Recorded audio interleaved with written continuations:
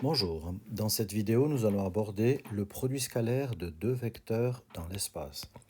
Soit donc un vecteur A de composante 1, A2, A3 et un vecteur B qui est lui de composante B1, B2, B3. Alors on définit une nouvelle opération sur les vecteurs qui est le produit scalaire. Donc produit signifie qu'on va multiplier ces deux vecteurs et scalaire signifie que le résultat est un nombre réel. Par définition, le produit scalaire est le produit des premières composantes entre elles A1 fois B1 plus le produit des deuxièmes composantes entre elles A2 fois B2 plus A3 fois B3, le produit des troisièmes composantes.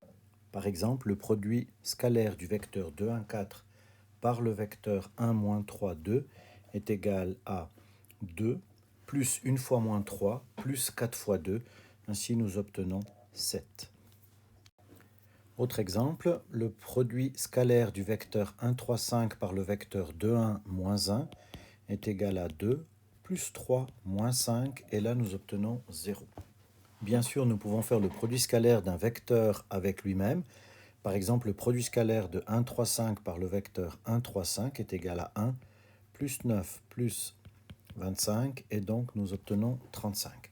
Remarquons que la norme du vecteur 1, 3, 5 est égale à racine de 1 au carré plus 3 au carré plus 5 au carré, soit racine de 1 plus 9 plus 25, et donc racine de 35. Nous observons que le calcul est le même sous la racine que ce qu'il est pour le produit scalaire. Ainsi, nous arrivons à la propriété très importante suivante. Norme de A au carré est égale au produit scalaire de A par lui-même. Ce rang un petit peu foncé symbolise le produit scalaire. Alors nous pouvons justifier cette propriété par le fait que si A est le vecteur de composante A1, A2, A3, alors la norme du vecteur A est égale à racine de A1 carré plus A2 carré plus A3 carré. Donc la norme de A au carré est égale à, on supprime la racine dans le calcul, puisqu'on élève au carré, soit A1 carré plus A2 carré plus A3 carré, et le produit scalaire de A par lui-même est égal à A1 fois A1, plus A2 fois A2 plus A3 fois A3 par définition, et nous avons bien exactement la même expression, à savoir A1 carré plus A2 carré plus A3 carré. D'où cette propriété importante. Autre propriété très importante du produit scalaire, le fait que le produit scalaire du vecteur A par le vecteur B soit égal à la norme de A fois la norme de B fois le cosinus de l'angle phi, qui est l'angle qui sépare les deux vecteurs A et B. Alors, cette propriété est très importante dans le sens où on peut écrire que A fois B égale 0, donc le produit scalaire égale 0, c'est équivalent à avoir bien, soit la norme de A qui est égale à 0, ou bien la norme de B qui est égale à 0, ou bien le cosinus phi qui est égal à 0, puisqu'il faut avoir le produit des trois qui soit égal à 0. Alors, la norme de A égale 0 signifie que le vecteur A est le vecteur nul. La norme de B égale 0 signifie que le vecteur B peut être égal au vecteur nul. Donc, on a un ou entre deux, ou bien, et c'est là que ça devient intéressant, cos phi égale 0. Si on se place sur le cercle trigonométrique, cos phi égale 0 nous envoie un angle de 90 degrés. Donc, à ce moment-là, phi égale 90 degrés. Donc, si les deux vecteurs A et B sont non nuls, A et B différents du vecteur nul, alors le produit scalaire de A par B égale 0 est équivalent à dire le vecteur A et le vecteur B sont orthogonaux. Ils forment entre eux un angle droit. Ça, c'est une propriété absolument fondamentale du produit scalaire, donc pour des vecteurs non nuls. Le produit scalaire est un indicateur d'orthogonalité, dans le sens où s'il est nul, les deux vecteurs sont forcément orthogonaux.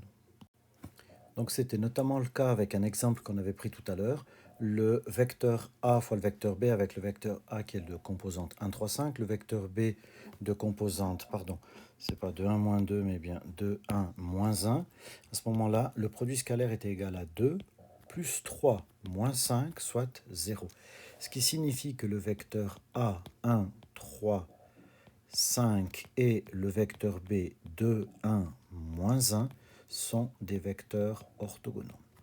Alors, on avait pris auparavant un autre exemple avec le vecteur A qui était égal à 2, 1, 4, le vecteur B qui était le vecteur de composante 1, moins 3, 2, et on avait obtenu un produit scalaire de A par B qui était égal à 7, qui était différent de 0. Alors, donc les deux vecteurs ne sont pas orthogonaux, ce qui veut dire qu'on est intéressé à savoir quel angle ils peuvent former.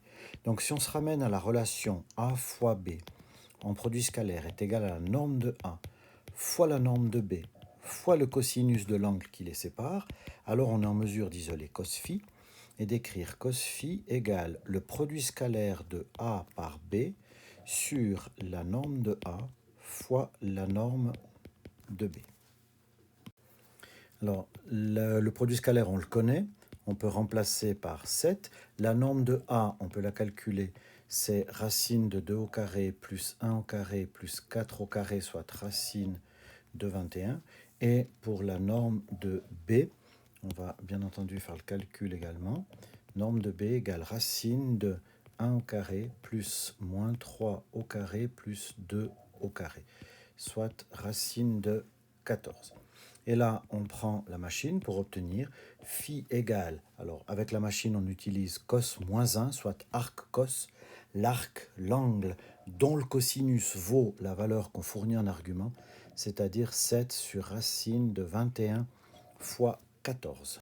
Et là, nous obtenons l'angle phi qui, en degrés, vaut 65,905 degrés. Bien vérifier que votre machine à calculer soit en degrés au moment de faire ce calcul. Donc, en résumé, pour le produit scalaire est symbolisé par ce point un petit peu arrondi A fois B, qui est égal à 1 B1 plus A2 B2 plus A3 B3, avec la propriété extrêmement importante qui nous dit que si le produit scalaire est égal à 0, alors les deux vecteurs sont orthogonaux. Autre propriété importante, la norme de A au carré égale le produit scalaire de A par lui-même. Et enfin, la possibilité d'isoler cos phi avec A fois B sur la norme de A fois la norme de B, de manière à pouvoir calculer l'angle qu'il y a entre les deux vecteurs. Avec la deuxième propriété indiquée ici, le produit scalaire est un indicateur d'orthogonalité. Voilà, merci pour votre attention.